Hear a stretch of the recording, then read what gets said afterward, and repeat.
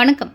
சென்னை பெருநகர மாநகராட்சி சார்பில் திருவொற்றியூர் மண்டலம் 1க்கு உட்பட்ட 6வது வார்டு பகுதியில் கிராம சபை கூட்டம் வடசென்னை கிழக்கு மாவட்ட காங்கிரஸ் கமிட்டி தலைவரும் 6வது வார்டு மாமன்ற உறுப்பினருமான எம். சாமுவேல் திரவியம் அவர்கள் தலைமையில் 6வது வார்டு பகுதியில் அமைந்துள்ள சமுதாய நலக்கூடத்தில் நடைபெற்றது. இதில் சிறப்பு விருந்தினராக மாநில மீனவர் அணி துணைத் தலைவரும் திருவொற்றியூர் சட்டமன்ற உறுப்பினருமான KP சங்கர் கலந்து கொண்டு மக்களின் குறைகளை கேட்டறிந்து உடனடியாக அதற்கான தீர்வுகளையும் சம்பந்தப்பட்ட அதிகாரிகளிடம் போனின் மூலம் பேசி செய்து கொடுத்தார் என்பது குறிப்பிடத்தக்கது.